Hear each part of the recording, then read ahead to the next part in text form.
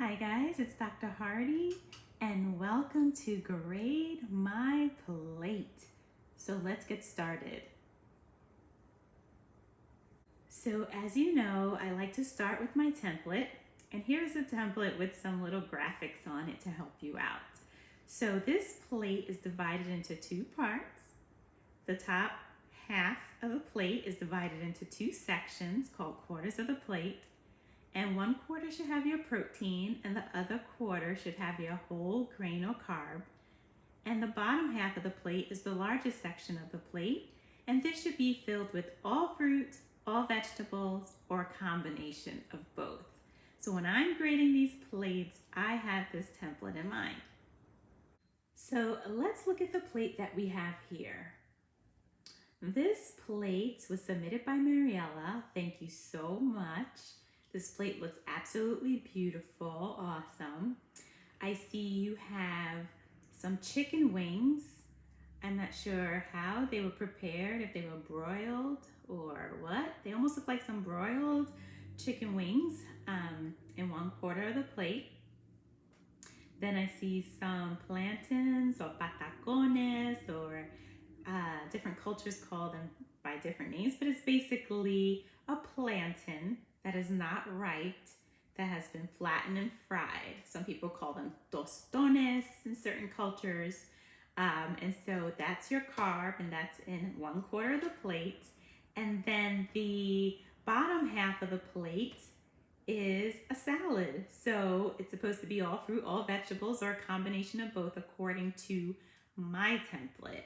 So you have completed all the check boxes, like check, check, check. It looks awesome. I really don't have much to say about this plate. It's absolutely healthy. In general, I usually say eat your salad first before you eat the other things because it has the most fiber, and whatever you eat afterwards, it would slow the absorption of sugar even more.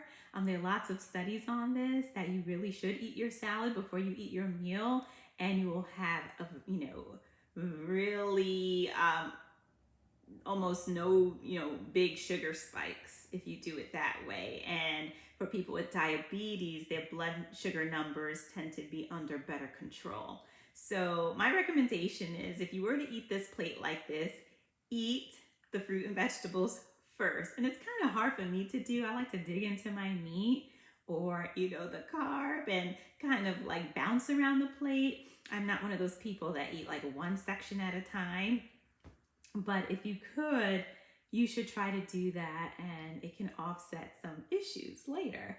And instead of going from highs and lows and irritability when your blood sugar drops, you'll have a more steady pace of your blood sugar, feel better longer, have a better general sense of well-being.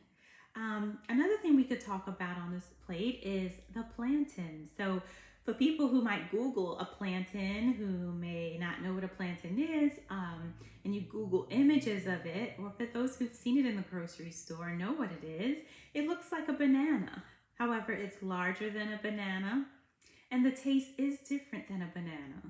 So a regular banana, the fruit, it's not that sweet, but it's definitely softer in texture than the plantain.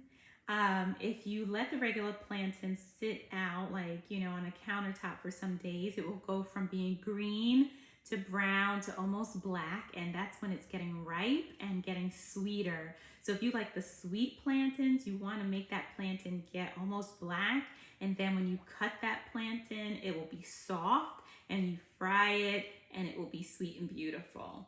In this case, in this image, this is a green plantain, so it's not ripe. When you cut it, it's hard, and then you literally have to use something like a wood press to smush it down. And usually you have to before you smush it down, so you cut the plantain, and it's kind of these hard chunks. You put it in a pan of olive oil until they're like light yellow golden color. You pull them out.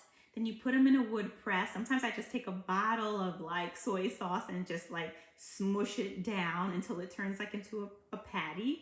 and then you put it back in the oil and let it cook until it's golden brown. And that's how you get this look. And I'll tell you, Mariella, you made these look awesome because it's really hard to get that perfect plantain. Before you know it, it's turning black and dark brown. So there's an art to frying it to this perfect golden yellow color. So when you start making plantains, you may they may not look like these on this plate. You may have a couple of trials and errors before you get it down to a science. So don't be too hard on yourself. So the nutrition profile is pretty much similar to that of bananas. It has high potassium. It's a good source of fiber. The carbohydrate content is, for an average size plantain is about 30 grams of carbs. A banana is like 23, 26 grams. So for people who are on keto, they stay away from bananas and plantains. But, say you're aiming for 70 grams per day and that's 30. You may want to have, a serving. Oops, sorry, I shook the camera. You may want to have a serving of a plantain with an egg, as your protein and a piece of fruit or something like that. That would be totally fine for like a breakfast meal and lunch, like in this meal. This can be someone's lunch or dinner. So hopefully you learned something about plantains. Maybe you'll try to cook some now that I've given you the information on how to cook plantains, whether you want it like this, which is more of like a salty, I don't know how to describe the texture, but it's not soft and chewy and sweet like the sweet banana, the ripe plantain. When I say banana, I mean plantain. So, maybe some of you can write in the comments how you would describe the texture of the green banana, which is a plantain, the green plantain. But, for me, I like more salty than sweet. So I tend to cook it this way. And I like to put eggs on it and bite the egg off of it. So how do you eat yours? Well, thanks guys for tuning into this Grade My Plate, and I will see you all in the next segment.